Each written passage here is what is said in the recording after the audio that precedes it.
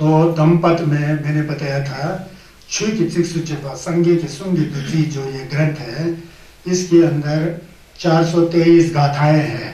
4-4 सिक्का को इबतंग तो वही ऐसा सिक मतलब किन्नौरी भाषा है। 4-4 लाइनों में एक गाथा कविता की तरह 423 है। उसमें से हम लोग 178 हम लोग कंप्लीट कर चुके हैं। और कितना बचता है 423 में।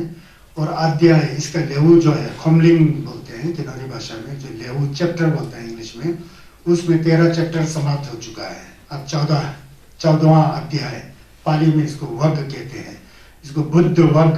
अब संगीत के बारे में जो वग है, जो लेहू है, जो अध्याय है, जो चैप्टर है, जो खोमलिंग है, संगीत के बारे में यहाँ से आगे बताना है आज आप लोग को।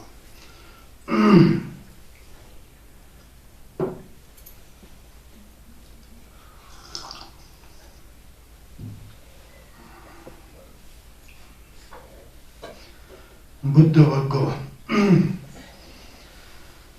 यस् जितं न जीयति जीतमस्य नो याति कोचिलोके तं बुद्धं अंतगोचरं अपदं केन पदेन नेस्था। 강기 절와 펌프라미네 때 보티 भाषा में 디 결과 지켄수 में संजय थामे चोयुन्ने में ते लमनी गांगी चुची तिब्रजा। कहते हैं कि जिसकी जीत हार भी कभी बदल नहीं सकती, जिसके मन में मैं जीता हूँ, मैं हारा हूँ, इस तरह का कल्पना है ही नहीं है, इस तरह का नम तो है ही नहीं है। मैं जीत चुका हूँ, मैं हार चुका हूँ, दोनों तरह के विकार जो नम तो जो समाप्त हो चुका है। जिनके राग द्वेष मोह आदि क्लेश फिर नहीं लौटते, जिसने पूरा राग द्वेष मोह जिम्बा तोछा शेतंग तिमु गादो थादो गजल सब जड़ से उखाड़ के फेंक दिया ने, जड़ से उखाड़ चुका है, उनके अंदर है ही नहीं है, तो वो दोबारा वहां लौट के नहीं जाता है। नम तो खत्म हो चुका है ना। संगीत के बारे में बता रहे हैं, संगीत का नम तो होता ही नहीं है। अच्छा है कि भी नहीं सोचते हैं, बुरा भी नहीं सोचते, उससे हटकर हम लोग फिर अच्छा सोचे तो फिर बुरा नहीं सोचते हैं, बुरा सोचे तो अच्छा नहीं सोचते हैं। वो हम कहीं न कहीं फंसे होते हैं। संगीत को कहीं फंसना नहीं है, उनका ज्ञान जो शुद्ध होता है। इस अनंत गोचर को देखने वाले ज्ञानी और अपत्य बुद्ध को तुम किस पद अर्थात मार्ग या उपाय से प्राप्त करोगे। इस तरह से जो संगीत का जो ज्ञान है, जो बिल्कुल अनंत है, उसका कोई सीमा नहीं है, अनंत ज्ञान है, थमचे खेपा अंतर्यामी है, अनंत ज्ञान वाले हैं, ज्ञानी हैं, जिसके अंदर कोई राग द्वेष अज्ञान तकजीर नाम का कोई चीज नहीं है। सब शुद्ध हो चुका है, पवित्र हो चुका है, सब हो चुका है। मार्ग या उपाय से प्राप्त, कैसे किस मार्ग या उपाय से हम लोग प्राप्त कर सकते हैं? नहीं कर सकता है जब तक हम खुद कोशिश करके, धर्म को सुन करके, धर्म को सुन करके, चिंतन करके, मनन करते, जब तक हम खुद उस जगह पर ना पहुंचे, उस संघर्ष के योंतन को हम कैसे बांध सकते हैं, कैसे नाप सकता है, कैसा तोल सकता है? समझे योंतन सम्मिच्छप, छुके योंतन सम्मिच्छप, येंद्रिय योंतन सम्मिच्छप, सम्मिच्छप ला देजे ना नंबरा मिंपा हम सम्मिच्छप बोल के हम लोग पढ़ते हैं ना। सम्मिच्छप है, अचिंतनीय है। बुद्ध के ज्ञान को हम लोग तोड़ नहीं सकते हैं, नाम नहीं सकते हैं। पामु महान मिसा, नापामु महान मिसा, उन्हें रोसा संगे सो ज्ञान कैसे हम लोग समझ सकते हैं? नहीं समझ सकते हैं। किस तरह से हम उसको बांध सकते हैं? असंभव है, हम लोग से कभी बांध भी नहीं सकता, उसको तोल ही नहीं सकता। समझे मिचप्पा, हमारे मन के अंदर पता ही नहीं लगता इस तरह के अनंत ज्ञान को। जब तक हम खुद बुद्ध नहीं होते तो हम उसको तोल नहीं सकते हैं। तो ये संघर्ष के योद्धन के बारे में ये बताया गया है। एक ये है जो नमतों से पूरा हट चुका है, उनका नमतो दोबारा कैसा आ सकता है? नम तो नहीं आ सकता है ना, पूरा विकार से मुक्त हो चुका है। वीत राग है, वीत मोह है, वीत दोष है, त्वचा चेतन के मुठ तो गजल नाम का है ही नहीं है। बिल्कुल स्वच्छ आसमान की तरह ज्ञान है, बादल नाम की कोई चीज नहीं है, कोई मेला नहीं है, कुछ नहीं, बिल्कुल साफ अनंत, नहीं तो पक तो में पा, छे में पा, समझी मिछप्पा, इस तरह का संघर्ष की ज्ञान है। उसको दोबारा आप दोचा में कैसे ले सकते हो? उसको दोबारा आप संसार में कैसे ले सकते हो? नहीं ला सकता है, क्योंकि संन्यास है। तो ये बता रहे यस्य जालिनी विसक्तिका तनहा नथी कुहिंचिने तुवे तंग बुद्धं अंत गोचरं अपदं केन पदेन निस्था बोलते हैं। सिपे दवा बदगत में बोटी भाषा में सिपे दवा दुके दानी चेन घारियं ठीपा घंगला नोमिना संजे थामे चुयुलने में दे लामनी घंगी चुची टिबरा जा बोलता है। तो संगेश का योगदान जो है ऐसा संगेश ये है कि जिस के जाल फैलाने वाली विषात्मक तृष्णा कहीं भी ले जाने वाले में उसमें समर्थ नहीं होती है। संसार पूरा दूध का भर्षित है, मार्ग में पूरा जाल फंसा के रखा है, कहीं राग का, कहीं द्वेष का, कहीं अज्ञान का, कहीं आशावादी का, कहीं ईर्ष्या का, पूरा संसार में जाल फंसा हुआ है। चाहिए चाहिए चाहिए चाहिए, पूरा दक्षिण पैदा करते हैं हम लोग, राग पैदा करते हैं, मुझे ये भी चाहिए, वो सब कुछ होते हुए भी और भी चाहिए चाहिए चाहिए चाहिए चाहिए। अब कोई पसंद नहीं है तो नहीं चाहिए नहीं चाहिए नहीं चाहिए नहीं चाहिए, फिर वो नमतो पैदा करता है, स्वयं के अंदर विकार जागृत करता है, गुस्सा पैदा करता है, दूसरों को धक्का मुक्की करता है, गाली गलौज करता है। ये सब संसार का जाल है, प्रपंच है।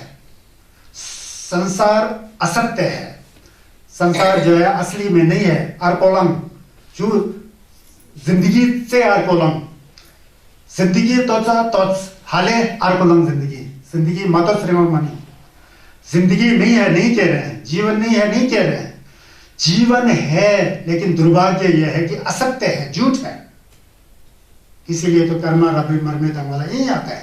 आकाश की बादल की तरह है, आकाश में बादल आता है हमेशा बैठता है, नहीं बादल साफ हो गया, कल रात को बादल था, सुबह बारिश आया, अभी देखो क्या हाल है। इसको मितकबा कहते हैं, यहां से भी आप लोग समझ सकते हैं। तो संगेश इन विकारों से हट चुके होते हैं, उनको दोबारा जाल में नहीं फंसाया जा सकता है, क्योंकि संगेश जो है, बुद्ध का जो ज्ञान जो है वो अनंत है, अगोचर है।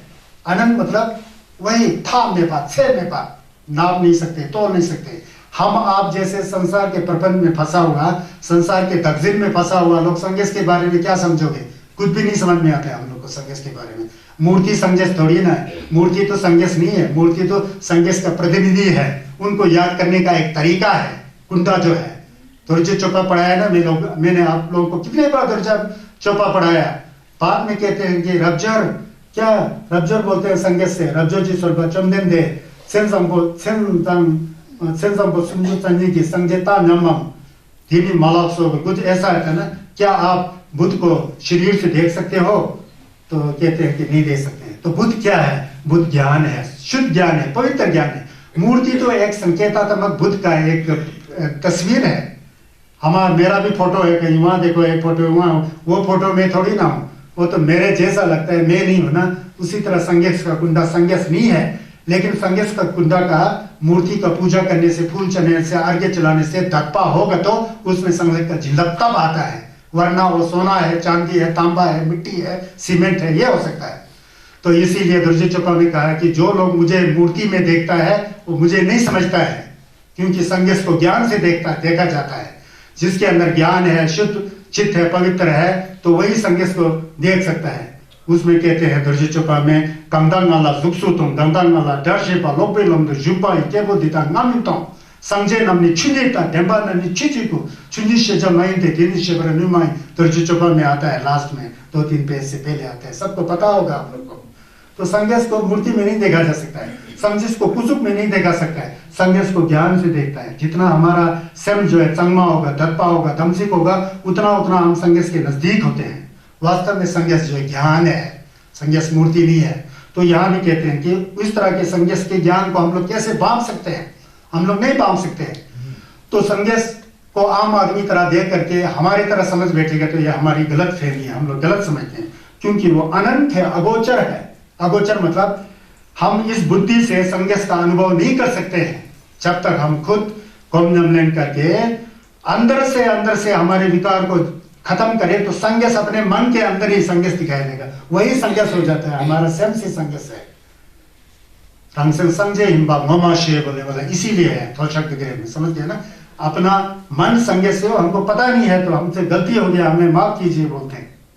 तो इसलिए संगेश को हम नहीं नभा सकते। आपद बुद्ध को किस उपाय से तुम अभिव्यक्त कर सकते हो? संगेश हम लोग मुंह से बोलते हैं, वो तो शब्द है। संगेश के हम मूर्ति को का दर्शन करते हैं, संगेश तो मूर्ति है, क्या संगेस का मूर्ति संगेस है? क्या संगेस का शब्द जो हम लोग संज्ञ बोलते हैं, बुद्ध बोलते हैं, तथागत बोलते हैं, चाइना वाले लोग फो बोलते हैं, और थाईलैंड वाले लोग बुद्धो बोलते हैं, बर्मा वाले लोग बुद्धो बोलते हैं, वो संगेस है, वो तो शब्द है, वो तो थिक है। मूर्ति भी संगेस मन से, मन की शुद्धता से जाना। जब हमारा मन शुद्ध पवित्र होगा, संगेस को उतना अच्छा जानना होता है। इसलिए संगेस का योगदान हम लोग नाप नहीं सकते हैं, तोल नहीं सकते हैं, ऐसा है, अनंत है।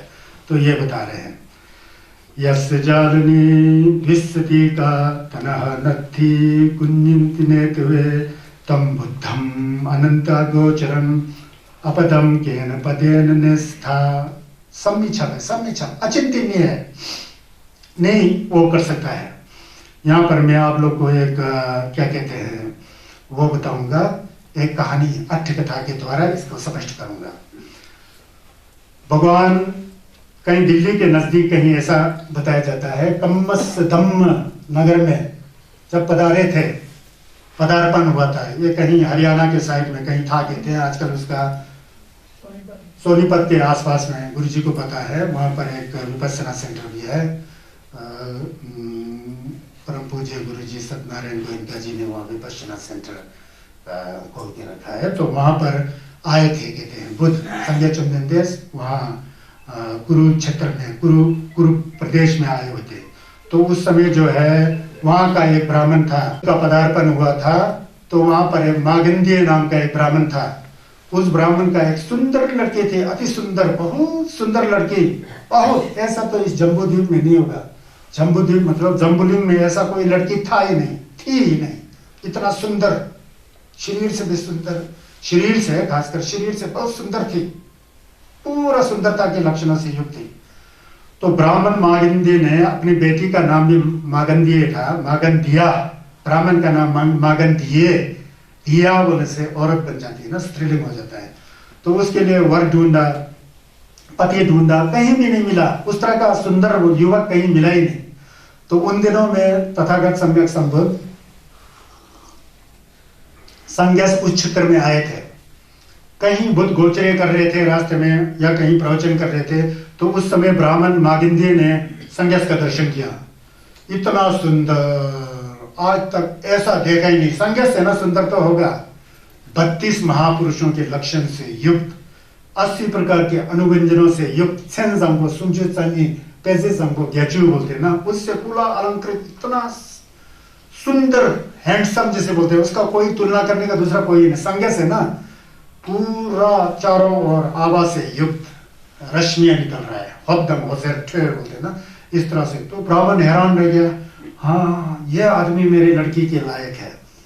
मागंधिया का जो है शादी, जो है विवाह, जो है इससे किया जाएगा। संज्ञास तो पता नहीं उसको।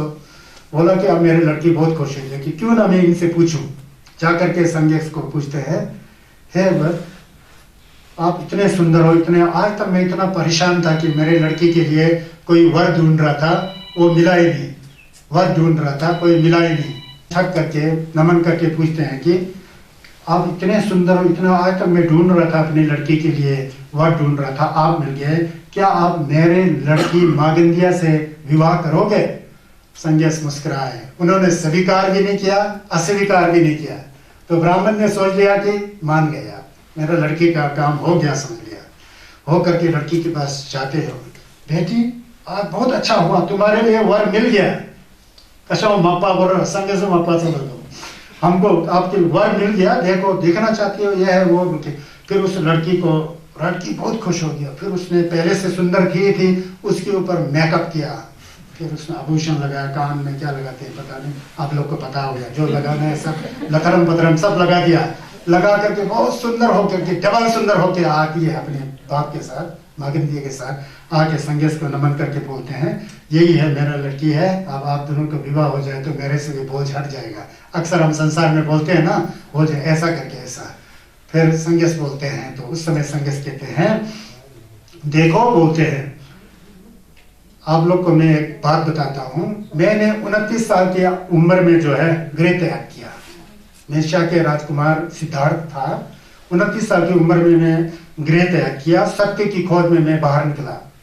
सत्य की खोर में मैं बाहर निकला तो उस समय भी कई मार आए, मार जो ऐसे दुष्प्रवृत्ति, वो घर नहीं छोड़ने के लिए, घर छोड़ेगा तो फिर सत्य के रास्ते में जाएगा ना।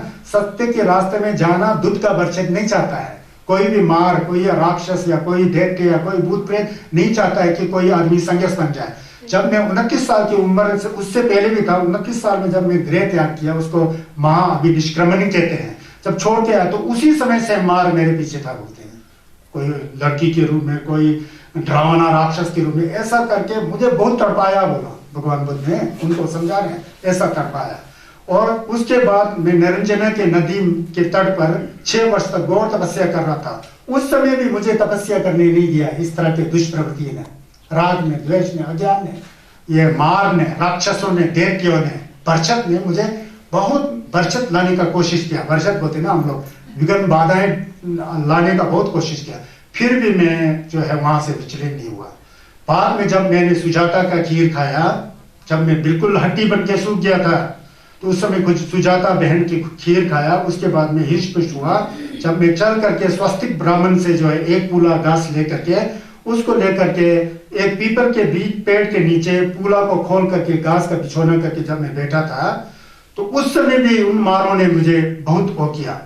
और मैंने प्रण किया था कि उस समय चाहे मेरी क्या कहते हैं हड्डी टूट जाए, मांस सूख जाए, मेरा खून सूख जाए, जब तक मैं बुद्धता को प्राप्त नहीं करूंगा तब तक मैं इस सिंहासन से नहीं हटूंगा। सिंहासन तो क्या, छोटे मोटे बिछोना होगा बुद्ध के लिए, वहां से मैं नहीं हटूंगा बोल के उन्होंने प्रतिज्ञा किया था। वो प्रतिज्ञा इस प्रकार था, देखिए, यासने शुष्यतु मे शरीरम त्वगस्ति मासाम विलयम चियातु अप्राप्य बोधिम बहुकाल दुर्लभम यासनात् गात्रम मिदम चलिष्यति। बुद्ध की वाणी है, चाहे मेरा खून सूखे, मांस सूखे, हड्डी टूटे, चाहे मैं मर भी क्यों ना जाऊं, तो जब तक मैं संन्यास नहीं हो जाऊंगा, बुद्ध नहीं हो जाऊंगा, तब से मैं इस सिंहासन से, ये आसन से मैं नहीं हिलूंगा बोल के ऐसा प्रतिज्ञा किया मैंने। जब मैं उस समय प्रतिज्ञा करके बैठा था, तो उस समय भी काम देवता, काम के जो देवता थे, जो हमको गम करने नहीं देता है, साधना करने नहीं देता है, हमको क्या कहते हैं सूत्र पढ़ने नहीं देता है, हमको अच्छे कार्य करने नहीं देता है। आपने भी सोचा होगा, कहीं सोच रहे होंगे अच्छे बच्चों में सोजों करेंगे, सोजों करना चाहिए, उपोषण करना चाहिए, ऐसा मन में आता है ना, और यार रहने दो फिर दूसरा में करेंगे, ऐसा सोच लिया ना, वही दूध का बरछत है। इस तरह से दूध हमको करने नहीं देता है। तो इस तरह से बुद्ध को भी, संन्यास को भी बहुत बरछत किया। तो कामदेव जो बरछत करने में सबसे माहिर था, वो हार के चला गया।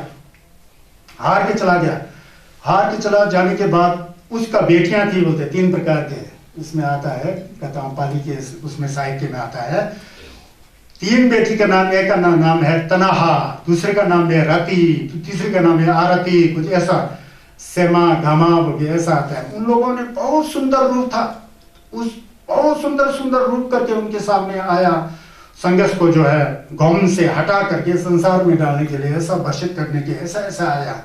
तब भी मैं वहां से नहीं हटा, तब भी मैं जो है गौम जमन करके मैं जो है क्या कहते हैं बुद्ध हो गया। मुझे पता लगा, क्या पता लगा कि पूर्व जन्मों में कई जन्म तक मैंने बिना रुके, बिना आराम किए बार जन्म लिया संसार में, बार जन्म लेते बार दुख को झेला। फिर वही दुख झेलने वाला तृष्णा को पकड़ा, तकजिन को पकड़ा, फिर दूसरा जन्म लिया, जन्म लेते थक गया। आज मैंने जन्म देने वाले तृष्णा, तकजिन तुझे मैंने देख लिया, अब तू घर नहीं बना पाएगा, अब मेरे को दोबारा जन्म नहीं लेना है। मैं संन्यास हो गया हूँ, बुद्ध हो गया हूँ। तेरा घर बनाने का जितना बीज था, प्रत्यय था, जितना भी केंद्र था, सब खत्म हो चुका है। अब मैं तृष्णा से मुक्त हो गया हूँ, मैं निर्वाण की ओर जा रहा हूँ। ऐसा बता रहा है ब्राह्मण को, ऐसा हुआ था बोलते मेरे साथ।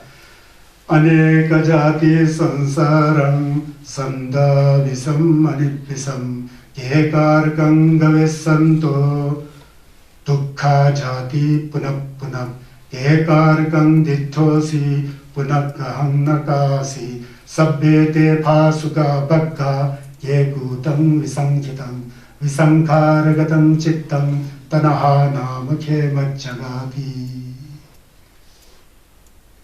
Horwar kewa dumaru nalso mechin samepa 침지 제보 철배나 양양 계당 동알 중 침지 제보 춘이통 렌치 추지 침미지 추지 सिपलो नमनी चा छिमजी थोना शिप्राजे दुमा जेला दोवे सेम सेपा सेपा थोपरा जुर इसका भोटी भाषा में अनुवाद ऐसा है।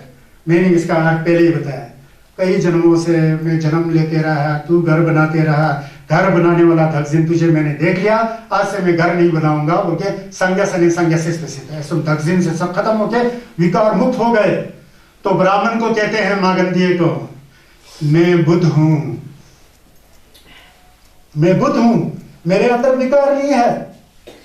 जब मेरे पास पीपल पेड़ के नीचे, बोधि वृक्ष के नीचे वज्रासन दुर्जिदेन में जब मैं मेडिटेशन में था, ध्यानस्थ, उस समय काम के इतने सुंदर लड़कियां रति, घमा, सेमा, तनहा और आरती जैसा इतना सुंदर लड़कियां मेरे पास आई। मेरे को वहां से उस रास्ते से हटाने के लिए मुझे कोशिश किया, समाधि से हटाने के लिए। कौन से हटाने के? वो इतना सुंदर थी। उन लड़कियों के सामने तुम तो कुछ भी नहीं हो, तुम तो पूरा गंदगी से भरे हुए इतना बदसूरत वाली है, तुमसे मैं कैसा प्यार कर सकता हूं बोला बुद्ध ने उसको, मागंदिया को। फिर तो वहां से उस मागंदिया ने जो है बुद्ध से जो है दुश्मनी पैदा किया। बोलता है इसका बहुत लंबा चौड़ा स्टोरी है, यहाँ बोल नहीं सकता है क्योंकि इसको खत्म करना ना। फिर ऐसा करके संघर्ष को, जितना भी सुंदर लड़की हो क्या है वो, क्या संघर्ष को हिला सकता है? तो नहीं हिला सकता है, क्योंकि संघर्ष जो है विकार मुक्त है। संघर्ष है ना, कमल का फूल कीचड़ में पैदा होता है। कितना सुंदर होता है कमल, कहाँ पैदा हो रहा है? कीचड़ में। वो कीचड़ का जो गंदगी जो है कमल के फूल के पंखुड़ी में लगा होता है? नहीं लगा होता है। भगवान बुद्ध कमल के फूल है, विकार है नहीं है, विकार रहते हैं, संज्ञस है। संग मतलब हमेशा जागृत अवस्था में रहते हैं, ज्ञ मतलब हमेशा खिले होते हैं। चाहे कोई गाली दे मुस्कुरा रहे हैं, चाहे कोई स्तुति करो मुस्कुरा रहे हैं। संज्ञस के चेहरे पर कोई परिवर्तन नहीं होता है, चाहे दुख हो सुख हो, उसका नाम तो ही नहीं तो एक ही चेहरा होता है। इसीलिए संज्ञस का नाम तथागत सम्यक संबुद्ध है। समझ गया ना संज्ञस क्या होता है? तो संज्ञस ये होता है। तो ये कहानी आपको बताना था, इससे आप लोग को पता लगा होगा, है ना जी।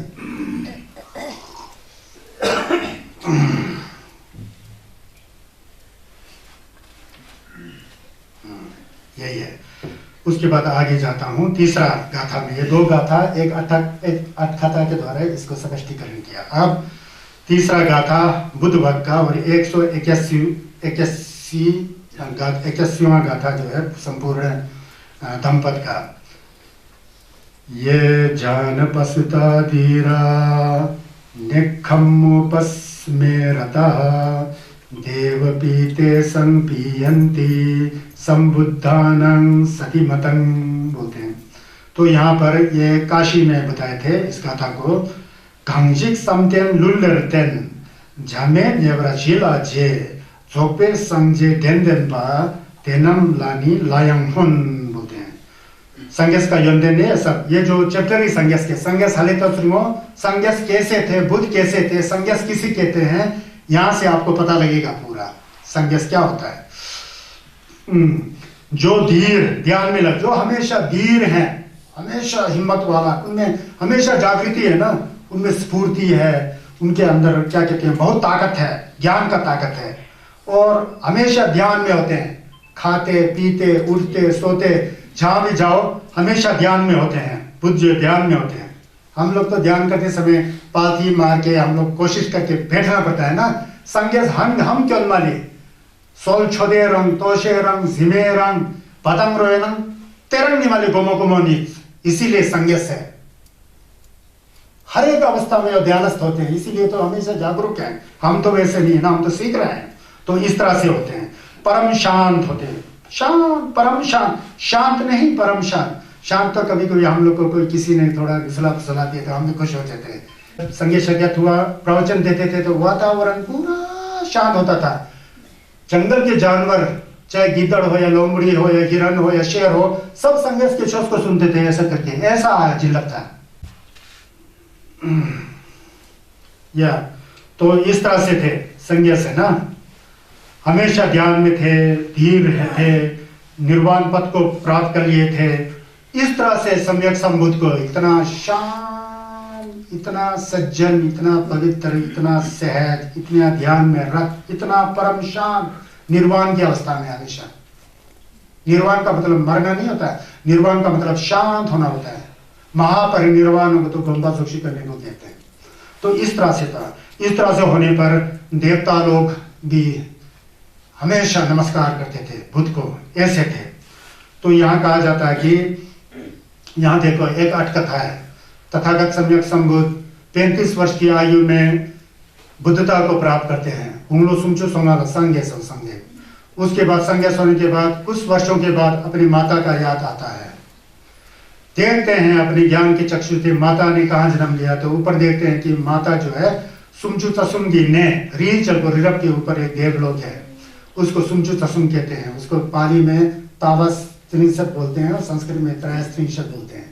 सुमचु तसुंगी लायुल उस देवलोक में जन्म लिया होता है। अपने माँ के कर्ज को चुकाने के लिए, माँ के कठिन को पूरा करने के लिए, माँ के कठिन को पूरा करने के लिए जिस माँ ने मुझे जन्म लिया वो अभी देवलोक में जन्मा हुआ है, वहां जाके मुझे माँ का कल्याण करना है, अम्मा को छेद देना है। अम्मा लायुल में ठुंसी किया हुआ है, वहां पर उनका जन्म हुआ है, उसके साथ भी देवताओं का भी कल्याण हो, ऐसा समझ करके जब यज्ञ होता था वर्ष में 3-3 महीना, जो बारिश के दिनों में आषाढ़ पूर्णिमा से लेकर आशीवन पूर्णिमा तक या उससे पहले श्रावण पूर्णिमा तक जो यज्ञ होता था, छरबा के द्वी होता था बारिश, उस समय जन्मदिन लोग सब एक जगह बैठ के सम करते थे। उसमें उसको देखते हुए बुद्ध जो है उस देवलोक में गए, देवलोक में गए माता का दिन शोषित करने के लिए। माता का जो कल्याण किया माता ने, उसका कजिन उसको इस ऋण चुकाने के लिए वहां जाते हैं। वहां जाके 3 महीना वहां बैठते हैं। 3 महीना वहां जा करके खुद वर्षावास भी करते हैं, यज्ञ भी करते हैं, थम में भी बैठते हैं। वहां पर अपनी माता के साथ जो है जितने भी वहां लयुल की लादन लमो देवी देवताएं थे, उनका सद्धर्म का प्रचार करके छह दे करके उनका सबका कल्याण करते हैं। दीपाची अमिजा जिनके वापुंतम छोकराचे रंग समी तीनी संगेते ही इस तरह के करके जो है वहां पर जो भी है धर्म के बारे में बताते हैं। धर्म के बारे में बता करके जब यहाँ जम्बू द्वीप पर यहाँ के जो संगस के लोमा लोग थे, चेले लोग थे, उन लोगों ने बुद्ध को कहीं नहीं देखा, संगस को कहीं नहीं देखा। कहाँ गया संगस? यहाँ भी नहीं है, यहाँ गुम्बा में भी नहीं है, उस गुम्बा में भी नहीं है, उस गुम्बा में। उस समय गुम्बा जो है आजकल की तरह गुम्बा नहीं है, वो जंगल में होता था, आश्रम की तरह पूरा घास फूस का बना हुआ या एकांत या गुम्बा होगा भी तो ईंट पत्थर का बना होता था, लेकिन बहुत कम व्यवस्था के साथ बिल्कुल खाली शांत वातावरण में होता था। सभी जगह ढूंढा तो तथागत सम्यक संबुद्ध जम्बूलिंग में नहीं है, जम्बूद्वीप पर नहीं है। फिर महामुद्गलयान संगस का शिष्य हैं, 2 होते हैं। संगस का दाएं हाथ में शरीपुत्र होते हैं और बाएं हाथ में मंगल पुत्र होते हैं। शरीपुत्र मंगल जी बीच में संगस। तो महामुद्गलयान को पता है कि संगस वहां है, चुप बैठा, किसी को नहीं बोला। बाद में बोले थे तथागत सम्यक संबुद्ध देवलोक में है, अपनी माता के प्रति ऋण चुका रहे हैं, वहां पर माता को धर्मदेश दे रहे हैं, उसके साथ असंख्य देवी देवताओं का कल्याण कर रहे हैं। तो जब आशीवन पूर्णिमा के दिन जब नीचे आने का समय होता है तो महामुद्गलयान खुद देवलोक में जाते हैं, खुद जाते हैं। मुद्गलयान उनको जुठुल था ना, वो उड़ के भी जा सकते थे और बिना अदृश्य होकर भी जा सकते थे। वहां गया, फिर वहां से नीचे आए, देवता लोग सब पहुंचाने आए, इस जम्बूद्वीप पर वापस पहुंचाने आए। अशीवन इंद्रवन चोंगो संगशा तो अशीवन पूर्णिमा में पहुंचाने आए। इंद्रवन सोंगागल संगमा चू मुल्क आने यो जाबो संगस वहां पर नीचे पहुंचाने आया तो शंकसे नाम का जगह है, शंकसे नाम का आजकल जगह है, दिल्ली से 700 किलोमीटर दूर है, फर्रुखाबाद के नजदीक। में गया हूँ सौभाग्य से, वहां बैठ करके अकेला गया, वहां पर 1.5 घंटा में वो क्या कि बम लगा के आया हूँ। मुझे पता है कुछ सब, मैं खुद अकेला जाता हूँ, जब नहीं जाता हूँ तो निधन। तो वहां उतरे, तो उतरते समय नीचे शारीपुत्र के साथ पूरा देवदंपा लोगों ने स्वागत किया। देवता लोग ऐसा इंद्रधनुष जैसा सीढ़ी बनाकर वहां से संगस उतरते हैं। शंकसे में फर्रुखाबाद के पास है, आजकल वहां पर एक अशोक का स्तंभ भी है, हाथी के सिर वाला। इसलिए हाथी के सिर वाला स्तंभ रखा है क्योंकि संगस जब जन्म हुए थे तो सफेद हाथी 6 दांत वाला के रूप में माँ की कोख में जन्म लिए थे ना, इसलिए वो हाथी का चिन्ह इसलिए लगाया गए थे सम्राट अशोक ने। वहां आता तो फिर संगस जो इतना आम तौर से भी ज्यादा बहुत जिल्लत वाला पूरा होत होजर पूरा जाशर में पूरा कुल थमा जाशर होता होजर क्यों इतना चमत्कारिक होके आ गया। शारीपुत्र ने कि शारीपुत्र कहते हैं भगवान आज तक आपके इस तरह से लीला मैंने नहीं देखा।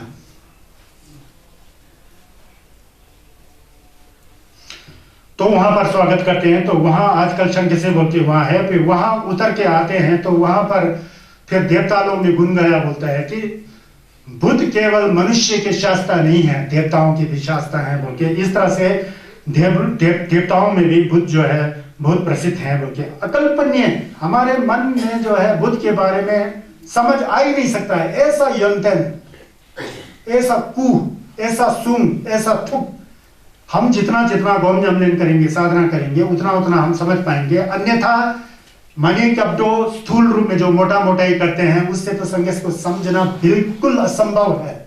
समझ नहीं सकता, कैसा सकता है, नहीं समझ सकता है। उस समय शारीपुत्र जो है बहुत हैरान हो गए। तो ऐसा करके इस तरह से, तो इसलिए कहते हैं कि जो बुद्ध इतना वीर है, इतना ज्ञानी है, इतना क्या कहते हैं क्या कहते हैं हमारे सोच समझ से परे है, हमेशा ध्यान में रहते हैं, उस बुद्ध को तो देवता लोग भी पूजा करते हैं बोलते हैं। तो ये यहाँ पर देवता लोग कैसे मानते थे ये बता रहे हैं।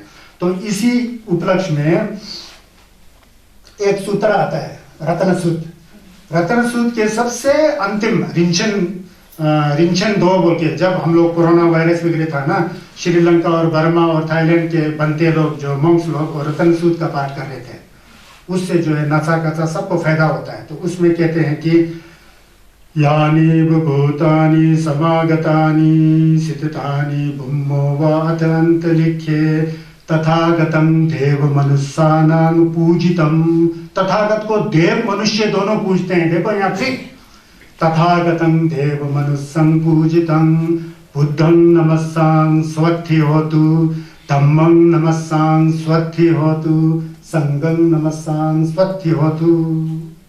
इस भूमि पर, इस आकाश पर, इस अंतरिक्ष में, देवलोक में जो बुद्ध के समान कोई नहीं है। बुद्ध को देवता मनुष्य नहीं देवता लोग भी पूजा करते हैं। उस बुद्ध के प्रभाव से जो जिल्ला से अधिष्ठान है उससे आपका कल्याण हो, उस धर्म से आपका कल्याण हो, उस संघ से आपका कल्याण हो। मैं बुद्ध को नमस्कार करता हूँ, मैं धर्म को नमस्कार करता हूँ, मैं संघ को नमस्कार करता हूँ। बुद्ध लन्मा संज्ञस धर्म लन्मा छस संघ लन्मा गेंदिन बुद्धं नमस्सां स्वस्ति होतु।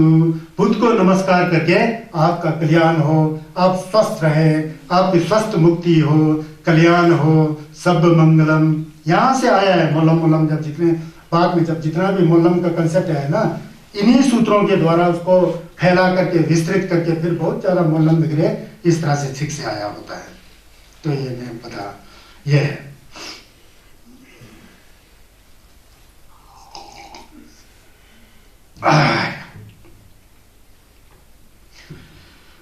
किच्छो मनुष्य पटिलाभो किच्छं मच्चान जीवितम किच्छां सद्धम्म सवनम किच्छो बुद्धान उपादो मिनीरप्तु थोपाका छिव्रंगेनम सोम्ब्रका तंबेचुनी थोपाका संजयनम ने जुमरका। बोधी भाषा में ये वाराणसी में नागराज लुई गल्पो को नागराज लुई गल्पो लू होता है ना शाम की तरह, उसको कटाक्ष करते हुए उसके मध्य वो करते हुए बुद्ध ने ये गाथा किया, मनुष्य योनि का जन्म पाना बहुत दुर्लभ है।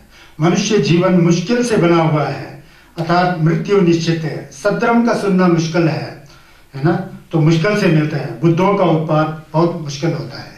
इसी को ही आधारभूत मान करके, जैसे शिवालाल ने चुनचुक बोलता है ना आजकल, जो हमेशा प्रवचन करते हैं बोधिचर्या अवतार, यहाँ दंपत में बुद्ध से बढ़कर तो कोई नहीं बोल सकता ना, कहीं होता है उसको विस्तृत करके आ गए। वहां बोलते हैं धलजुर्दीनी में पर सिंधु का चेबू दंडुक थोबरा जुर्बाला कलदे देला फेंबा मजुब ना छिनी यंदा जोला दारा जो। ये जो मनुष्य जीवन जो है बहुत दुर्लभ है। पूर्व जन्म में कुछ पुण्य का कार्य किया होगा, उसके फलस्वरूप कम से कम पूर्व जन्म में हम लोग ने सोजोंग बहुत बार किया होगा, उसके फल से जो हमने मनुष्य के जीवन प्राप्त कर लिया है। ये जीवन खा पी के भेड़ बकरियों की तरह, जानवरों की तरह खा पी करके ऐसे ही गुजर गया, मर गया, तो क्या फायदा है? दोबारा जन्म मिलने वाला नहीं है। इसलिए मनुष्य को जीवन मिला है। इसलिए जो है इसका सदुपयोग करके कुछ ना कुछ धर्म का श्रवण करना चाहिए, चिंतन करना चाहिए, मनन करना चाहिए, शरीर से पुण्य का कार्य करना चाहिए, वाणी से पुण्य का कार्य करना चाहिए, मन से पुण्य का कार्य करना चाहिए, ऐसा बोलते हैं ना। यही चीज है। तो यहाँ पर एक भावार्थ ऐसा है कि तथागत जब वाराणसी में थे, तथागत मतलब द्विजिन शेखपा को संस्कृत में तथागत बोलते हैं, हम लोग द्विजिन शेखपा ताचोपा बोलते हैं ना, तथागत अरहत बोलते हैं। सिर्फ शब्दों का प्रपंच है, लेकिन उल्टा जो पूर्व पहले का जो शब्द है उसमें जिल्लत ज्यादा है, वो पाली है। पुराना उस समय संज्ञा को जिस तरह से संबोधन किया जाता था वो है। वहाँ विहार करते थे तो एक वहाँ एक एरथपत नाम का एक नागराज था, उसका नाम था एरथपत नागराज, लुई गेल्पो था। तो वो लुई गेल्पो जो है एक है तो लू है, लेकिन एक बनते के साथ, बहुत बड़ा गेलोंग के साथ वहाँ संगीत के पास आए। तो गेलोंग ने तो वहाँ नमस्कार किया, फिर लुई गेल्पो ने भी नमस्कार किया। तो लुई गेल्पो कहता है, भगवान कहता है, जब मनुष्य का जीवन जो है 20,000 की 40,000 कुछ ऐसा था, उस समय संज्ञा होसुम का काल था। संज्ञा होसुम के काल में मैं संज्ञा होसुम का चेहरा था, बोल रहे हैं, गलती से मेरे से कुछ गलत काम हो गया। उसके बाद उस गलत काम के फल से जो मैं नागलोक में पैदा हो गया, बोलते हैं। नागलोक में पैदा होने पर मैंने कई 1000 साल तक लू बन के बैठा, नाग बन के बैठा, मुझे मनुष्य बनने का मौका ही नहीं मिला। तो उसका क्या कारण है बोला, फिर बुद्ध ने कहा तुमने वो गलत कार्य किया है, इसलिए नागलोक में जन्म हुआ है। मनुष्य का जीवन बहुत कठिन होता है। जब मनुष्य का जीवन प्राप्त होता है तो थोड़ा सतर्क रह करके होश हवस में अच्छा काम कार्य करना पड़ता है, बोला। अगर नहीं करोगे तो तुम्हारे जैसा हजारों साल तक लू बन के बैठेगा, बोल दिया। तो इसलिए मनुष्य के जीवन जब मिलता है तो उसका सदुपयोग करना चाहिए। मानव जीवन जो है बहुत ही कीमती है। खाता तो पशु भी है, पीता तो पशु भी है, सोता तो पशु भी है। पशु भी खाता है, पीता है, सोता है और मैथुन कार्य करता है, सब करता है। अगर पशु के समान हम खा पी के मौज मस्ती करके बैठेंगे तो हम तो पशु ही है ना, आदमी थोड़ी हो गया। कहता है कि आहार निद्रा बे मिथुनच्च सामान्य में पशुभिर नरानाम धर्मो हि तेषाम अधिको विशेषा धर्मेण हीना पशुभिः समाना। ये गुरुजी भी कहीं कह रहे थे, सत्यनारायण गुरुजी भी, किसी ने प्रश्न, ये उनको भी याद था, वो भी बोल रहे थे। तो कह रहे कि पशु और मनुष्य में क्या फर्क है, जिसमें धर्म की भावना हो, प्रेम की भावना हो, प्यार की भावना हो, मोहब्बत की भावना हो, जिसमें समता की भावना हो, जिसमें होश हो, हवास हो, क्या कर रहा हूँ, क्या नहीं कर रहा हूँ, क्या करना अच्छा है, क्या नहीं करना अच्छा, उसका विवेक जब तक नहीं होता है तो भले ही मनुष्य है लेकिन 2 टांग वाला पशु के समान है।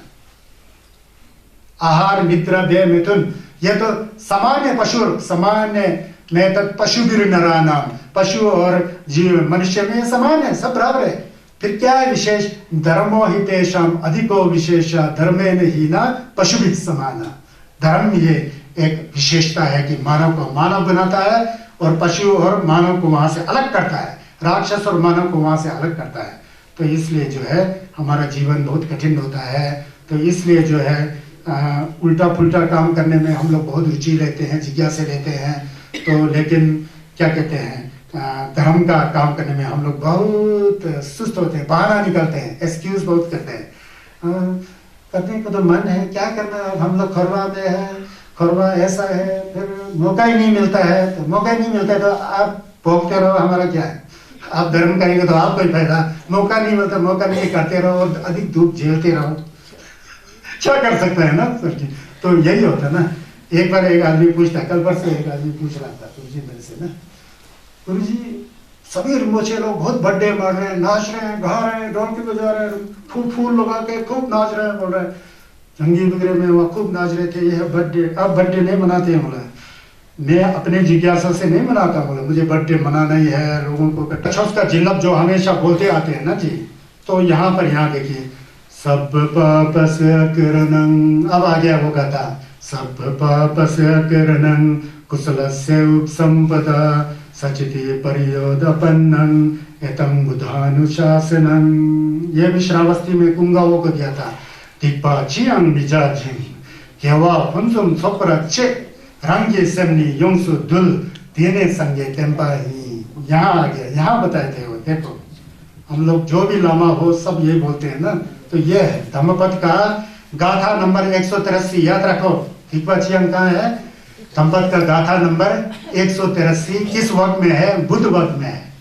बुद्ध वर्ग का कौन सा गाथा है? 5वां गाथा है। पूरे धम्मपद का कौन सा गाथा है? 183वां गाथा है। ये तो आपको पता है। किसी भी प्रकार का पाप कार्य को ना करना, पुण्य का संचय करना, अपने चित्त को परिशुद्ध करना, यही बुद्ध का उपदेश है। नीचे हॉल में होगा, फ्रिज के ऊपर एक बोर्ड होगा ना, दरवाजा से आते ही वहां दिखाई देता है ना। ये है दिग्पाचिया। तो ये कैसा हो गया सुनिए, यहाँ पर ध्यान दो है ना। तथागत जब जेतवन में थे, जेतवन कहाँ है? ये जेतवन श्रावस्ती में है। श्रावस्ती में जेतवन में थे, तो वहां पर आनंद थे, उनका जक्षी भिक्षु आनंद थे। उसके साथ बहुत भिक्षु महासंघ थे, उसमें भिक्षु भी थे, भिक्षुनियां भी थी, श्रामनेर थे, श्रामनेरी थी, उपासक थे, उपासके थे। श्रामनेर गेचुल, श्रामनेरी गेचुल माँ, उपासक गेजन, उपासिका गेजन माँ, भिक्षु गेलोंग, भिक्षुनी गेलोंग माँ। सब मिर्जा लोग थे। अनाथ पिंडक बिगड़े, प्रसन्नजीत महाराज बिगड़े, सब इकट्ठे वहां थे। तो उस समय संगस ने ऐसा किया कि मेरे से पहले भी, वैसे तो बहुत बुद्ध हुए, लेकिन मेरे से पहले जो 6 बुद्ध हुए थे, बुद्ध विपश्ची हुए थे, बुद्ध शीखी हुए थे, बुद्ध विश्वभू हुए थे, बुद्ध क्रकुच्छंद हुए थे, बुद्ध कोनागमन हुए थे, बुद्ध कश्यप हुए थे, और मेरे साथ साथ इन कल्पों में। तो ये आप लोग पढ़ते होंगे, आपको संजय नमजिक सूत्रो थमचित चौक खोरवा जितन सितुप होसुंग दंग, फिर क्या है? खोरवा जितन सितुप होसुंग संजय पाओ धुनला छक्सा लोगों की कुछ आता है, आप लोग को याद नहीं होता है। संजय नमजिक सूत्रो थमचित चौक खोरवा, संजय नमजिक सूत्रो थमचित चौक खोरवा जितन सितुप होसुंग दंग। इस बीच में भूल गया, मतलब संजय पाओ धुन होते हैं, वो संजय पाओ धुन यही है। तो इसके बारे में पूछा कि पहले बुद्ध के माताजी ये थे, पिताजी ये थे, इतना समय तक प्रवचन दिया, ऐसा ऐसा बोलते, ऐसा बोल रहे थे। संज्ञ शक्यत हुआ, शक्यमुनि बुद्ध ऐसा बोल रहे थे। फिर आनंद के मन में एक प्रश्न उत्पन्न होता है, कुंदाऊ के मन में एक प्रश्न उत्पन्न होता है। फिर वो प्रश्न करते हैं, बनते बोलते हैं, बदंत बोलते हैं, बनते बोलते थे, बदंत बोलते थे। अच्छे चरित्र वाला है ना, बुद्ध है ना, तथागत बुद्ध बनते बोलते हैं। ऐसा पूछते हैं कि आपने ये सब तो बता दिया, लेकिन बुद्ध आपसे यह प्रश्न है कि क्या सभी संन्यास का छोस एक ही होता है? छोस करने का तौर तरीका सबका एक ही होता है? तो उन्होंने बताया कि सबका छोस करने का तौर तरीका एक ही होता है। तो क्या होता है पूछा असली छोस? वही सब पापस करणं कुशलस्य उपसंपदा सचिति परियोदपन्नं एतं बुद्धानुशासनं। दिग्पाचियं निजाजिं, सब बुद्ध बोलते हैं केवा पुंसुम सोप्रजे, पुण्य का संचय करने, रंग की सन्नी योंसु दिन संगे टेम्पाई, संगे सबका, संजय नमजिक सुक्तोरचेन थमची चौक खोरवा जिक, यानी संजय होसुम शक्यत हुआ, मरने से जो भी संज्ञा से सबका यही होता है बोल के उन्होंने बताया। फिर उन्होंने पूछा कि जो सोजोंग होता है, सोजोंग उपोषक बोलते हैं ना, सोजोंग करते हैं ना हम लोग, सोजोंग करते हैं, वो सब बुद्ध का एक ही तरह होता है? तो बुद्ध ने कहा कि एक ही तरह होता है। तो एक ही तरह होता है, लेकिन समय में फर्क होता है, क्योंकि उस समय कल्पा जंगो था, द्वि अच्छा था, समय अच्छा था, उस समय अलग होता है। जैसे कि बुद्ध विपक्षी और बुद्ध शीखी, संजय नंबर नंगजिंग दांग चुक्तोरचेन, ये दो संज्ञा से ना, उसके काल में उस समय जो है संज्ञा सोजों का दोंबा 6 महीने में एक बार देते थे। 6 महीने में एक बार, 6 महीने में एक बार देने से, 6 महीने में एक बार सोजों करने से उसका पुण्य उतना मिलता था, लोग भूलते ही नहीं थे। उसका सनम ऐसा बना रहता था 6 महीने तक, 6 महीने तक ऐसा था। फिर उसके बाद फिर तीसरा संजय, चौथा संजय, संजय खोरवाजिक और संजय सेथुक, थमचिक क्यों और सेथुक, ये संगेस का नाम है। सेजुंग के अंदर आता है संगेस का नाम, साहब सेजुंग पढ़ते हैं तो उसकी सेजुंग के पास में आता है। सेजुंग पश्चिमी सेजुंग पेजा के पास ना तो संजय नंबर से संजय जो पश्चिमी वही, उसमें जो है ये संजय क्या कहते हैं खोरवाजिक, क्या कहते हैं सेथुक, उसके बारे में उनके काल में जो सोजोंग जो 1 साल का होता है, 1 साल में एक बार दोंबा दिया जाता है, 1 साल तक वो 6 साल, 6 महीने नहीं 6 साल में था।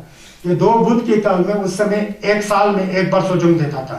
उसके बाद उस समय लोगों का आयु में तो असंख्य था ना, 40,000 वर्ष, 60,000 वर्ष, कुछ ऐसा ऐसा था, उसमें सोजोंग का इतना दाम था। फिर सेर्थुप और शक्यथुपा नहीं, सेर्थुप नहीं, होसुंग के काल में जो है आधा साल में 6 महीने में 1 बार सोजोंग का तेंबा दिया जाता था, उससे चाहता था। आजकल क्या होता है, संजय शक्यथुपा के तेंबा रिपोचे में सोजोंग करेगा तो महीना में 4 बार करना पड़ता है, उपोषक 4 बार, 2 अष्टमी और 2 पूर्णिमा। शोंगल सांग राय गोलसान, रिंगल सांग राय गोलसान, तन आवासन दन सनागल संग सोजोंग लन्ना भारी केवा बल्स। ऐसा ये फर्क है, बल्कि उसके अंदर जो दोंबा है सब एक है, बताए थे संगे शक्यथुपा ने। किसको? आनंद को। यहां से आगे पढ़ता हूं, दोंबा क्या था। खंति परमं तप्पो तितिखा निब्बानं परम वदन्ति बुद्धा नाहि पवज्जितो पारुबगाति सम्मनो होति परम वहे ठियंतो। ऐसा बोलते हैं कोटी भाषा में। जोपा कथुप दंबा जोपानी नंगेंदे बा चोचे समझे सुंग रब्दु जोंगा शेला नोपा धंग जेला सेवा गेजोंग महीनो। ये कहते हैं कि तोंबा में क्या होना चाहिए? सहनशीलता होना चाहिए, क्षमाशीलता। सहनशीलता और क्षमाशीलता जो है सबसे बड़ा तप है। दूसरा ने थोड़ा बहुत गाली दिया, गलौज दिया, उस समय सहन करके रहना है, जवाब नहीं देना है, आर्य मौन में रहना है। हम लोग तो छोटा सा गाली दिया तो 10 गाली परिमाण लेते हैं, फिर 20 गालियां, बाद में हाथ पैर तक उठा के किसी का टांग तोड़ दिया, किसी का सिर फोड़ दिया, ऐसा करते हैं ना। संघर्ष के चीज में थोड़ा थोड़ा गाली गलौज को ध्यान ही नहीं देना है, वो खुद ही मिट जाएगा। गलत संस्कार है। संस्कार ऐसा होना चाहिए, गलत संस्कार को पानी में लकीर खींचने की तरह रखना चाहिए। पानी में लकीर खींचेगा तो लकीर खींचा क्या, फिर पानी सीधा हो जाता है। ज्यादा मन में नहीं रखना चाहिए। अच्छी बातों को जो है पत्थर की लकीर की तरह रखना चाहिए। पत्थर में कुछ खोद करके रख दिया तो हजारों साल तक जीवित रहता है। देखो मने वगैरह कब तक खोद के रखा होगा, 1000 साल बीत गया होता है, उसमें वज्र गुरु का मंत्र वगैरह मने वगैरह होता है ना। इस तरह से अच्छे संस्कारों का पालन करना चाहिए। तो समाज सहनशीलता होना चाहिए। बुद्ध निर्वाण को परम पद कहते हैं। हमारे यहाँ धम्म में जो है निर्वाण का पद जो है सब दुखों से हट करके जो शाश्वत और अपरिवर्तनशील जो शांति मिलता है उसको निर्वाण कहते हैं। यंगदे कहते हैं। यंगन मतलब दुंगल, थे मतलब खत्म। जिसके अंदर यंगन है ही नहीं है, वो संगे से उस पद को पाने के लिए बहुत कुछ हम लोग को कुर्बानी देना पड़ता है। उसको दोंबा बोलते हैं। तो कहते हैं प्रवृत्त, तो दूसरों पर घात करने वाला। अगर थोड़ा सा हमको नुकसान पहुंचाया, दूसरों पर घात पहुंचा दिया, उसको गाली दिया, पत्थर फेंक करके उसको चोट पहुंचाए, तो वो प्रवर्जित नहीं कहलाता है, वो रज्जुम नहीं कहलाता है, वो संघर्ष का लोमा नहीं कहलाता है। ना ही दूसरों को पीड़ा देने वाला उसको शमन कहलाता है। संघर्ष का छठ जो है शमन है। अभी तो बहुत है, आज तो है ना, समय है अभी तो गुरु जी घड़ी देख रहे थे ना, मेरा मन विचलित हो गया, कहीं टाइम तो नहीं हो गया। तो जो है सिमचेन झेलना नोचेपंग बोलते हैं। दूसरों का अहित करना जड़ से छोड़ना पड़ता है। वो सोचों के समय जो है वो जो है एक धुंबा होता है। अगर थोड़ा सा घेवा कोरा एक किया और लोगों के सामने बोल रहा है कि जैसा मैंने अरहत्ता को प्राप्त किया, जैसा कोरा एक क्या होता है? कुछ भी नहीं होता है। कोरा तो और भी कुछ नहीं होता है। सबसे तो यह है, यह सेम दुलवानी लेपा ते सेम दुलवी ने तोरी तो रंगी सेमनी योंगसु दुल तेने संगे तेम्बाने, ऐसा बोलता है ना। रंगी सेमनी योंगसु कोरा दुने रंगी लुला दुल देनी गेवा हिल बोल के संगे ने कभी नहीं कहा ना। पहले तो सेम को कहा है। सेम तुलसी करेगा। सेम जो साफ सुथरा है, कुंचसुम के प्रति धरपा है, सेमचेम के प्रति निंजे है, तो ओम मनी पे में हुम के अंदर एक जान आ जाता है, उसमें सत्य क्रिया आ जाती है। उसके वाइब्रेशन से दूसरों को फायदा हो सकता है। अगर मन विशुद्ध नहीं है, सब मदकपा है, अशुद्ध है, सब में पूरा खोट भरा हुआ है, मुंह से माने तो तोता का रखने के बराबर नहीं हुआ। तो तोता नहीं बनना ना, हम तो आदमी बनना है। तोता तो पक्षी है, हम तो आदमी है। तो ऐसा विचार करके छोस करना चाहिए होता है।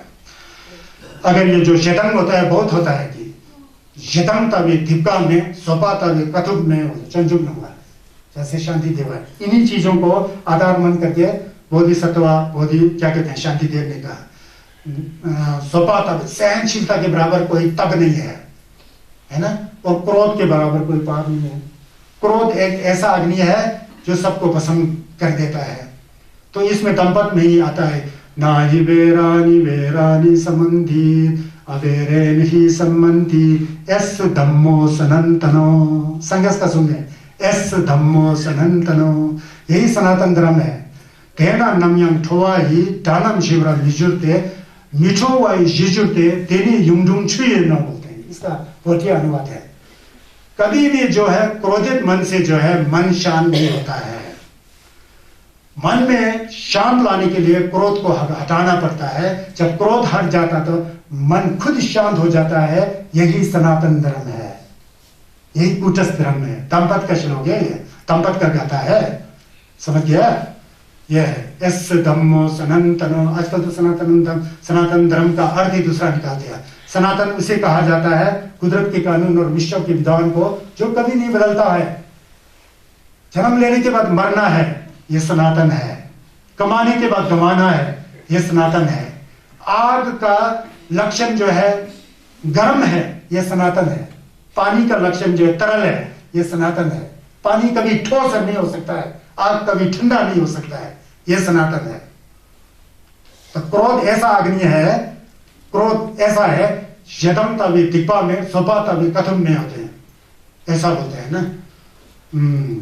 न्यंजी छोला तो छुत्रा यो ताई छोला शेदंग में तरंबर लंगदुर्ज भी तिमुंग मुन्नाचन फायुल पोंगा से लगे। यही इसी बात पर इसका ही अर्थ को विस्तृत करके वहां बताता है। अपने दुश्मनों को देख करके छाती से आग जल रहा है, अपने परिवारों को देख करके तकजीम जो है पानी की तरह ठंडा ठंडा हो रहा है। रिश्तेदार को अच्छा करना और दुश्मनों को जो है जलाकर भस्म कर देना, वही तो न्यरिंग हो गया। न्यवा रिश्तेदार, रिंगवा दुश्मन। हम लोग प्रार्थना करते हैं न्यरिंग छगदम में बे ढलवे, न्यरिंग छगदम में बे, किसी से दुश्मनी नहीं, किसी से दोस्ती भी नहीं, बराबर समता की भाव। तो यहाँ संदेश का सोचो ग्रह करते समय यह होना चाहिए, धप्पे नहीं मारना चाहिए, आर्य मौन का धारण करना चाहिए होता है। ये जो और भी देखो संदेश का छस यहाँ है, अनुपवादो अनुपगातो पतिमुख्ये च संवरो मत्तन्यूता च पतंग सेनासनम अधिचित्तेन आयोगो एतं बुद्धान शासनम। यह बुद्ध का शासन है। मोपरा मिजा देख मिजा सोसरो थरबा यंगदा तम जे चित्रोने रिपा थंग।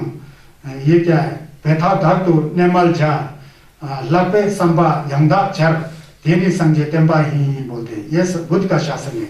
किसी की निंदा नहीं करना, किसी को नुकसान नहीं पहुंचना।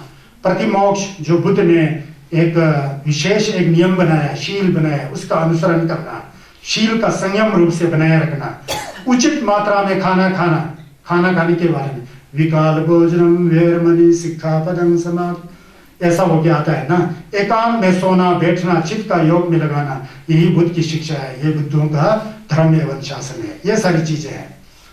तो हम लोग सोचों का दम्बा लेते हैं। सोचों का दम्बा लेते समय क्या बोलते हैं? पानाति पाता वेरमणि शिक्षापदम समाधियामि, अधिन्ना दाना वेरमणि शिक्षापदम समाधियामि, मूसावादा वेरमणि शिक्षापदम समाधियामि, कामेषु मिच्छाचारा वेरमणि शिक्षापदम समाधियामि, सूर मेरे मज्ज पमद्दठाना वेरमणि शिक्षापदम समाधियामि, विकाल भोजन वेरमणि शिक्षापदम समाधियामि, नच गीत वादीत विसुख दर्शन वेरमणि शिक्षापदम समाधियामि, माला गंध विलेपन धारण मंडन विवुट्ठाना वेरमणि शिक्षापदम समाधियामि, उच्चासना महासना वेरमणि शिक्षापदम समाधि, जात रूप रजत पटिक गहना वेरमणि शिक्षापदम समाधियामि। यह दम्बा है। आप सोच रहे क्या पढ़ रहे हैं? पुरोहित की तरह कोई यज्ञ कर रहे हैं। यह संघर्ष का संग है ना। मतलब किसी का हिंसा नहीं करना, शराब नहीं पीना, झूठ नहीं बोलना, न चुगली नहीं करना, मतलब क्या कहते हैं हमेशा खाते पीते नहीं रहना, हमेशा नाचते गाते और माला पहना हुआ अपना आभूषण पहन के दूसरों को दिखा रहा है, ऐसा नहीं। बहुत ऊंचा आसन पर नहीं बैठना और सोना चांदी आदि का आभूषण पहन करके अपने ऊपर मान या अभिमान नहीं बढ़ाना। यह सब सोजों का दम्बा है ना। सोजों करते समय ये जब दम्बा देते हैं, कोई लामा ढवा खेम्बो आचार्य जो भी देते हैं, वही है। आचार्य किसको कहा जाता है? जिसका चरित्र शुद्ध हो वह आचार्य है। उपाध्याय किसी कहा जाता है? जो प्रवचन देने लायक खुद उसके नजदीक में बैठकर शिष्यों को जो शिक्षा देने की समर्था रखता है, उपाध्याय है। बनते कौन है? जिसका जो है भद्राचार्य होता है, वो बनते हैं। तथागत क्या होता है? जो जैसा करता है वैसा ही बोलता है, वो दूसरों को भी समझाता है, तथागत है। ये आपके नॉलेज के लिए मैं बता रहा था। तो ये सब सोजोंग का दम्बा होता है, सोजोंग का दम्बा होता है। आपको पता है सोजोंग करते समय एक बात मैं आपको बहुत अच्छी तरह कहना चाहता हूँ। जब सोजोंग करता है तो हमारे जंगी वगैरह में भी करते हैं सोजोंग। जब पूर्णिमा होता है, अमावस होता है, तो वहाँ लगान के पास माता जी लोग, दीदी लोग वहाँ बैठे होते हैं, सोजोंग कर रहे होते हैं। फिर प्रणाम करते हैं, पूछते हैं क्या कर रहे हैं माता जी, हम लोग सोजोंग कर रहे हैं। लेकिन गप्पे मारते रहते हैं दिन भर। हर एक जगह ऐसे होता है, यहाँ माला वाला यहाँ बैठ रहा है, गप्पे मार, क्या सोजोंग?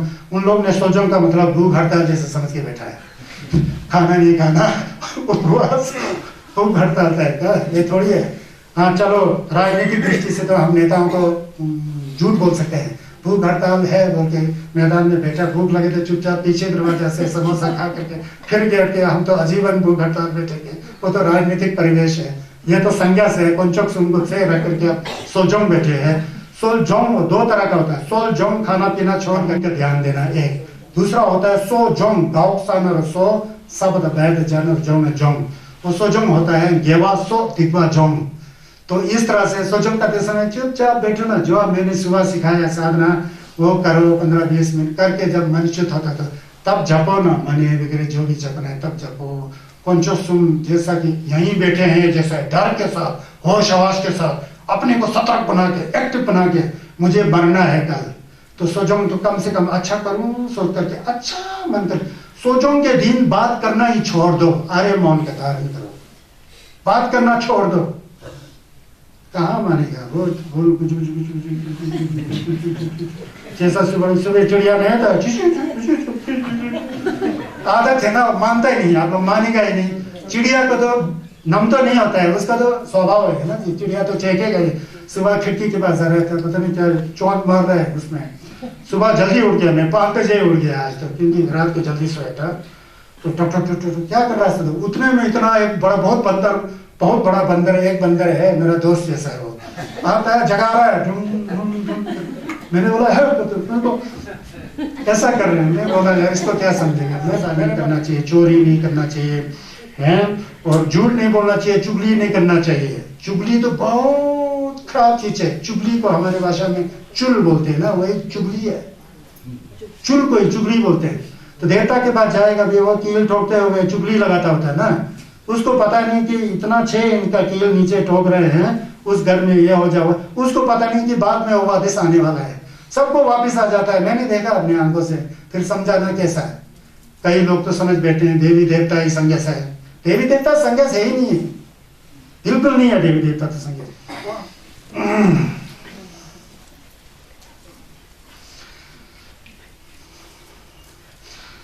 नागः पन्नवस्येन तितिकामिषु विच्यति अपस्य सादा दुःखा कामा इति विज्ञाय पंडितो अपि दिव्येषु कामेषु रतिं सो नाधिगच्छति तनाख्यो रतो होति सम्मास बुद्धस्य सावको। कभी है ना बहुत लंबा चौड़ा, एक लाइन में 13-14 अक्षर है, उसको पढ़ना पड़ता है ना। ये जटिल भाषा, ये तो सौभाग्य से मेरे को थोड़ा पढ़ना आ रहा है। जलजित सल्दू ये भी श्रावस्ती में बुद्ध ने प्रवचन किया है। कहते हैं पोटी भाषा में, कर्षा पानी छरबा चंग धोपा नमला छिम्बा ने न्यांगेन थुंगला धुंगल वा धोपा हिंसे खेपे शे लाई धोपा धाला यंग देई गावा मेबरा तो जोसंग जेची नेंथे नम सेपा सेपा धाला घा बोलते हैं। इतना अमृतवाणी है। कर्षापन बोलते हैं, उस काल में सोने के सिक्के को कर्षापन कहते थे। सोने की सिक्के को, पैसा सोने का होता होगा ना। कर्षापन जो रुपया होता है, उसकी वर्षा होने पर भी मनुष्य की कामनाओं की तृप्ति नहीं होती है। होता है आप लोग के पास, आप लोग में भी अलग अलग किस्म के होते। किसी का बैंक में 7-8 लाख होगा, किसी का 20 लाख होगा, किसी का 4 लाख, 20 लाख वाला 40 लाख की कामना करेगा, 4 लाख वाला 8 लाख, डबल के चक्कर में पड़ा होता है। मनुष्य आशावादी होता है ना, ये संसार है, ऐसा होता है ना। तो कर्षापान, सोने के सिक्कों से भरा हुआ, सोने की वर्षा होने पर भी मनुष्य की कामनाओं की तृप्ति नहीं होती है, उसकी संतुष्टि नहीं होती, और भी चाहिए और भी चाहिए और भी चाहिए होते हैं। सभी काम भोग अल्प स्वाद वाले होते हैं। जितने भी काम भोग करते हैं उसका स्वाद और भी लेना और भी लेना और भी लेना बोल के बहुत क्या कहते हैं आशावादी बन के बैठते हैं, उससे दुख पाते हैं, दुखी होते हैं।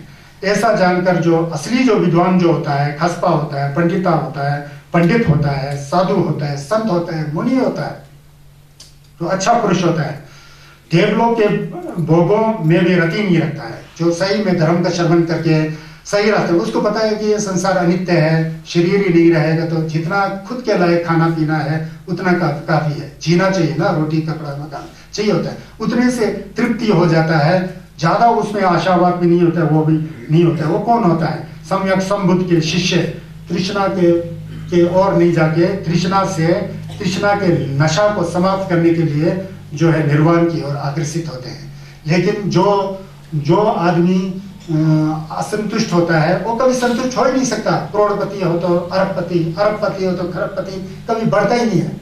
जैसे नमक वाला पानी आप पियेंगे ना, जितना पियो उतना ही प्यास लगेगा, कभी प्यास बुझेगा ही नहीं, तो उस तरह होता है। तो उस बारे में यहाँ कह रहे हैं, तो इसलिए हम लोग को संघर्ष का छस का अनुसरण करना है, तो हम लोग को जितने मात्रा हमारे पास है उससे संतुष्टि होकर के संसार के वास्तविकता को जान करके जो है छस नियमन अच्छा करना चाहिए। सोचों वगैरह जो भी है धर्म का अनुसरण करना चाहिए। यहाँ पर एक अर्थ कथा है इन दोनों गाथाओं के लिए। एक दहर नामक एक क्या कहते हैं, एक भिक्षु का बाप, उसका नाम भिक्षु जो था, नया भिक्षु बना था, नया गेलम बना था, उसका बाप जो है काफी समय से बीमार था। बीमार होकर के जो है वो बाप अब गुजरने की नौबत आ जाता है, अब बहुत कमजोर है, कल परसों में गुजरने वाला। उसको अपना बेटा, 2-3 बेटा था, एक बेटा था उसका, एक दायर नाम का बेटा था, वो गेलम बन चुका था, बनते बन चुका था, लामा बन चुका था, भिक्षु बन चुका था। उसे याद आया, उसको मैंने कुछ भी नहीं दिया, तो इसलिए उसको बुलाने की कोशिश किया, दूर था, नहीं बुला पाया।